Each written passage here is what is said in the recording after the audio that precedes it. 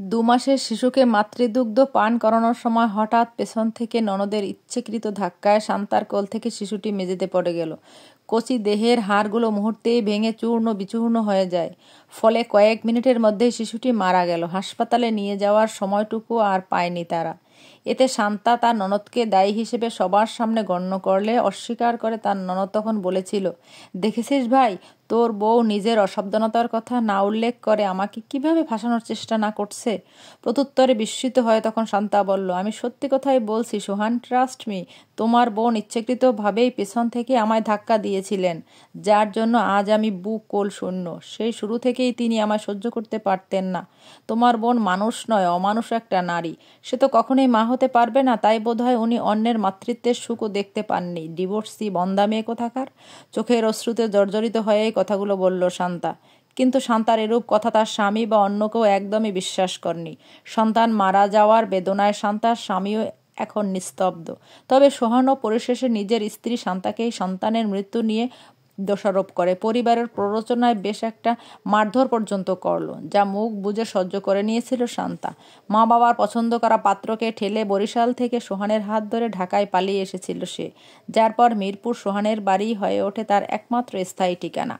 Store রুমে ঠান্ডায় মূলত প্রতিনিয়ত কেঁপে উঠেছিল শান্তা। সেই সকালে তার মারধর করে এখনো আটকে রাখা হয়েছিল। ব্যথায় বারবার কুঁকড়ে উঠছে, কিন্তু এ যন্ত্রণা যে শান্তার কাছে এই মুহূর্তে কিছুই না। তবে সন্তান হারানোর বেদনা কেন যেন শান্তাকে ধীরে ধীরে মৃত্যুর অনুকূলে নিয়েই যাচ্ছে। বেঁচে থাকার আস্থাগুলোও প্রতিনিয়ত হারিয়ে ফেলছে। নিজের ননদের কথা ভাবতেই শান্তার শরীর শিউরে ওঠে। ননদ যে এতটা নিষ্ঠুর ও জঘন্য হিসেবে একসময় নিজ পরিচয় দিবে, সেটা কল্পনাও শত বাহিরে ছিল শান্তার। হঠাৎই কেউ দরজা খুলে ভেতরে প্রবেশ করে, যেটা মূলত শান্তার ননদই ছিল।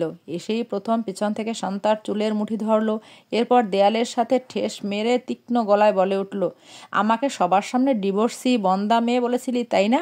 হ্যাঁ, আমি তোকে সেই মুহূর্তে সম্পূর্ণ ইচ্ছাকৃতভাবেই ধাক্কা দিয়েছিলাম।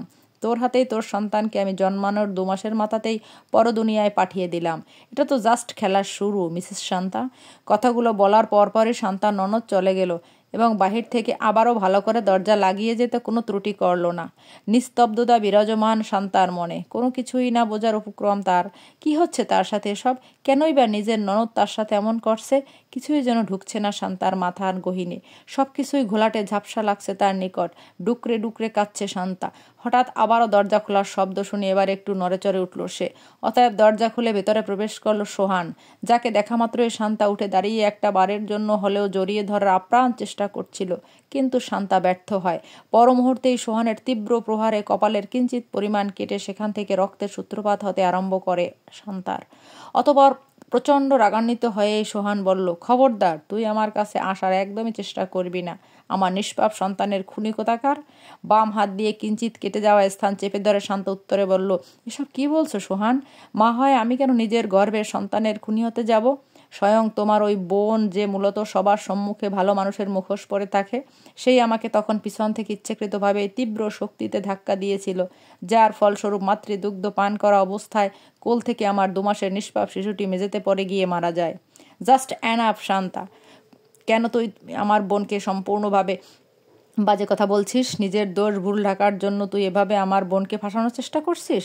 শুধুমাত্র তোর অসাবধানতার কারণে আজ আমার সন্তান নেই এ ভুবনে। তুই তো মা নামের কলঙ্ক। সন্তানের প্রতি এতটা অন্যমনস্ক মা হয় তুই কি করে হতে পারিস? আচমকাই সোহানের মা এসে বলল, তোকে সেই প্রথমেই বলেছিলাম সোহান, এই মেয়ে একদমই ভালো না, শতবার ভেবে দেখতে। কিন্তু তুই আমার কথা সেদিন মোটেও শুনিসনি। আমাদের প্রত্যেকেরই পছন্দ আমার ভাইয়ের সুন্দরী শিক্ষিত মেয়েকে প্রত্যাখ্যান করে গ্রামের এই কোনো নিচু বংশের মেয়েকে বিয়ে করে বাড়িতে এনেছিস সেদিন। আমার ভাইয়ের মেয়ের নখেরও যোগ্য ছিল না এই মেয়ে, তবুও আমি মেনে নিয়েছিলাম সেদিন, শুধু তোর এই মুখচ্ছবিটার দিকে তাকিয়ে। না হলে এমন মেয়ে আমাদের বাড়ির বউ তো শত দূরের কাজের মেয়ে হওয়ারও যোগ্যতা রাখে কিনা বেশ তার সন্দেহ আছে। আর এমনিতেও তোর বউ আমার মেয়েকে যেভাবে উঠে পড়ে লেগেছে ফাঁসানোর জন্য, আমার তো মনে হচ্ছে ও ইচ্ছাকৃতভাবেই নিজের কোল থেকে নিজের সন্তানকে ফেলে নিয়ে নাটক করছে। এখনও বলছি সোহান, ভালো করে খোঁজ খবর নিয়ে দেখ, আড়ালে কারো সাথে তোর স্ত্রী অবৈধ সম্পর্ক আছে কিনা। নিজের শাশুড়ির মুখ থেকে এরূপ ক্রুচিপূর্ণ গলার স্বর শুনে শান্তা আর চুপ থাকতে পারল না। এক প্রকার কান্না মিশ্রিত কণ্ঠে এসে সঙ্গে সঙ্গে উত্তর দিল, আপনি ভুল ভাবছেন মা।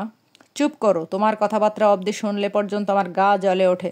কথাটা বলার পরপরই হনহনিয়ে চলে গেলেন সোহানের মা বিলকিস বেগম, যার পর সোহানও রাখতে রাখতে স্টোর রুম থেকে বেরিয়ে যায়। যাওয়ার আগে অবশ্য দরজাটা বাহির থেকে পূর্বের ন্যায় আবারও আটকে দেয়। অসহায়ত্ব বোধ করছে শান্তা, কষ্ট হচ্ছে বেশ এটা ভেবে। শেষ অবধি কোনো নিজের ভালোবাসার মানুষ তার কথা শুনল না, তাকে বিশ্বাসও করল না। সিজারের সন্তান হয়েছিল শান্তার, সেলাইয়ের স্থানে বেশ একটা যন্ত্রণাও হচ্ছে তার। আজ বেশ কয়েকদিন যাবৎ স্টোর রুমে এভাবে পড়েছিল শান্তা। তবে বাড়ির সমস্ত কাজকর্মে শান্তাকে যেন তারা খাটিয়ে মারার আপ্রাণ চেষ্টা করেই যাচ্ছে। এভাবেই প্রতিনিয়ত বিভিন্নভাবে হেনস্থা, অপমান, অত্যাচারে বেশ খানিক মাস কেটে গেল শান্তার। তবে আজ যখন বাড়িতে নিজের স্বামী সোহানের সাথে তার মামাতো বোন ফারিয়াকে দেখল, তখন কেন যেন অজানা ব্যথায় শান্তার অন্তর্মহলে কম্পনের সৃষ্টি হলো। ফারিয়া সোহানকে হালকাভাবে জড়িয়ে ধরেই বলল, ফুফি, আজ আমি খুব খুশি। তুমি জানো, সোহান আমাকে বিয়ে করার জন্য রাজি হয়েছে। যা শোনা মাত্রই চোখ থেকে অশ্রুর সূত্রপাত ঘটল শান্তার। নির্বাক হয়ে মেঝেতে ধপ করে বসে পড়ল। ভেতরটা ক্ষয় হয়ে যাচ্ছে শান্তার, মরে যেতে ইচ্ছে করছে। বাঁচার ইচ্ছে, আকাঙ্ক্ষাগুলো হারিয়ে গেছে। অশ্রুসিক্ত নয়নে তাকিয়ে রয়েছে সোহানের দিকে, কিন্তু সোহান একবারও তাকিয়ে দেখল না শান্তার মুখচ্ছবিটার দিকে। দুদিন পর শান্তাকে বাড়ি থেকে বের করে দেওয়া হলো। অনাকাঙ্ক্ষিত সেই দিনটা এসেই গেল, যাতে একটু অবাক হয়নি শান্তা, যদিও বা এটাই তার সাথে ঘটবে যা সে পূর্বেই আন্দাজ করেছিল। ঢাকার সদরঘাট থেকে লঞ্চে উঠল শান্তা। এতটা দিন পর নিজের মা বাবার নিকট গিয়ে তাদের সম্মুখে দাঁড়ালে তাদের রিয়াকশনটা ঠিক কেমন হবে? তারা কি আদৌ এত সহজে সবকিছু মেনে নিবে? যা ভেবে বিস্ময়িত হলো শান্তা। কম টাকাতে বহু কষ্টের ভিতরে মূলত লঞ্চের একটা ছোট্ট কেবিন পেতে সক্ষম হলো শান্তা। চোখে ঘুম নেই তার। রাত আনুমানিক 12টা হবে। সেই সময় কেউ একজন শান্তার কেবিনের দরজায় নক করলো, যাতে শান্তা একটু চমকে উঠল। অতপর দরজা খুলতেই বেশ কয়েকজন লোক ঝাঁপিয়ে পড়ল শান্তার দিকে। মুহূর্তেই ওনারা শান্তার হাত, পা, মুখ সব চেপে ধরল। ভেতর থেকে কেবিনের দরজা লাগিয়ে দিয়ে শার্টের বোতাম খুলতে খুলতে লোবাতুর দৃষ্টিতে একজন লোক বলল, বুঝলি নয়ন, কোনো স্বামী কি এমন সুন্দরী বউয়ের লাগে একাম কুকাম করার পর মাইরা ফেলার জন্য আমাগোর মতো কুখ্যাত সন্ত্রাসীদের কন্টাক্ট দেয়? কিছুক্ষণের মধ্যেই সমস্ত পৃথিবীর মায়া ত্যাগ করে হারিয়ে গেল শান্তা।